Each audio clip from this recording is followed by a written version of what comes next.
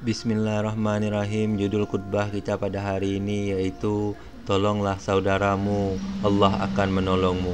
Ma'asyiral muslimin rahimakumullah, mengawali khutbah pada siang hari yang penuh keberkahan ini, khatib berwasiat kepada kita semua, terutama kepada diri khatib pribadi, dan senantiasa berusaha meningkatkan kualitas keimanan dan ketakwaan kita kepada Allah Subhanahu wa taala dengan melakukan semua kewajiban dan meninggalkan seluruh yang diharamkan. Hadirin jamaah salat Jumat rahimakumullah, musibah akibat letusan gunung berapi dan banyak bantuan yang datang untuk para korban yang terdampak mengingatkan kita akan sabda Rasulullah sallallahu alaihi wasallam. Bismillahirrahmanirrahim. Man nabsa an mu'minin kurbatan min kurabid dunya napasallahu anhu kurbatan min kurabin yaumil kiamat wa man yassara ala mu'sirin yassarallahu alaihi bid dunya wal akhirat. Barang siapa meringankan suatu kesulitan dunia dari seorang mukmin, maka Allah ringankan darinya kesulitan di antara kesulitan-kesulitan di hari kiamat. Barang siapa memudahkan bagi orang yang kesulitan, maka Allah mudahkan baginya di dunia dan di akhirat. Hadis riwayat Muslim. Sabda Nabi sallallahu alaihi wasallam, barang siapa meringankan suatu kesulitan dunia dari seorang mukmin, maka Allah ringankan darinya kesulitan di antara kesulitan-kesulitan di hari kiamat. Hal ini kembali kepada kaidah bahwa balasan yang diberikan kepada seseorang itu sejenis dengan amal yang ia lakukan.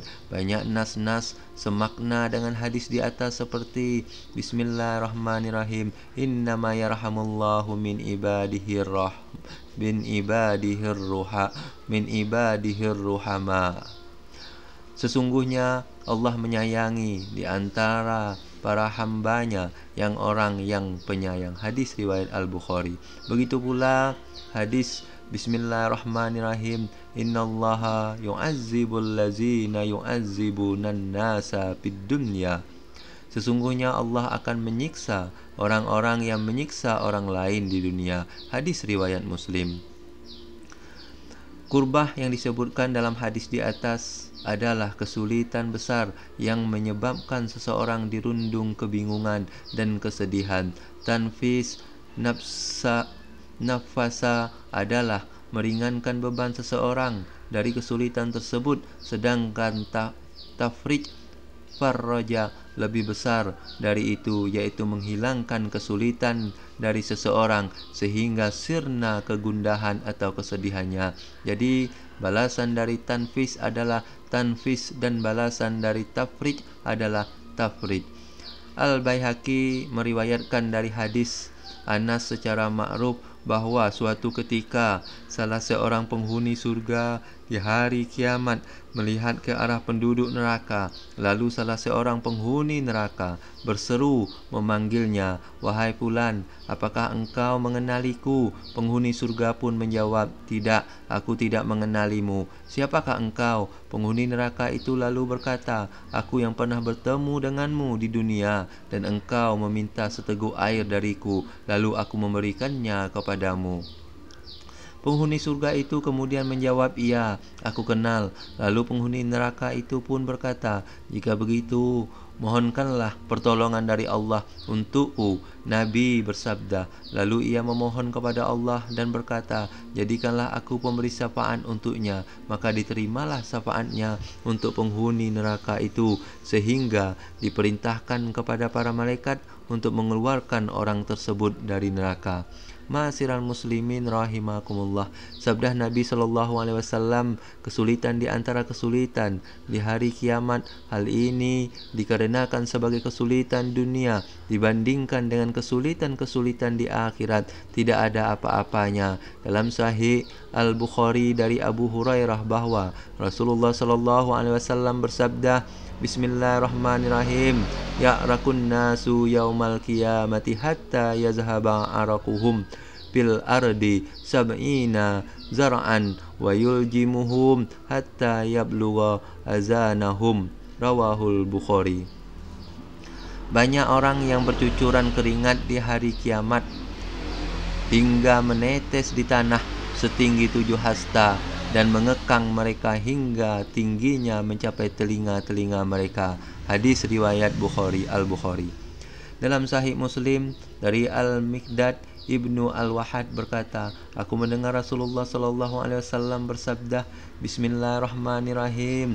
Tudni samsu yaumal qiyamati minal khalqi hatta takuna minhum kamiqdari mili wa yakunan nasu ala qadri a'malihim fil araqi wa minhum man yakunu ila qa'baihi wa minhum man yakunu ila rukbataihi wa minhum man yakunu ila haqwaihi wa minhum man yuljimuhu araku iljama.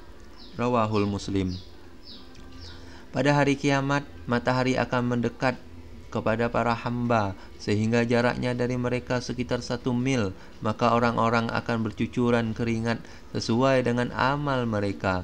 Di antara mereka ada yang keringatnya mencapai kedua mata kaki, ada yang mencapai 2 lutut, ada yang mencapai dada, dan ada yang terkekang mulutnya dengan keringatnya. Hadis riwayat Muslim. Hadirin jamaah Jumat rahimakumullah. Sabda Nabi SAW, barang siapa memudahkan bagi orang yang kesulitan, maka Allah memudahkan baginya di dunia dan akhirat. Hal ini menunjukkan bahwa kesulitan akan terjadi di akhirat. Allah telah menegaskan tentang hari kiamat bahwa hari itu adalah hari yang sulit dan tidak mudah bagi orang kafir. Kemudahan di hari itu hanya berlaku untuk selain orang kafir. Allah Ta'ala berfirman, A'udzubillahi minasyaitonirrajim, wa kana yauma ala kafirina asiran.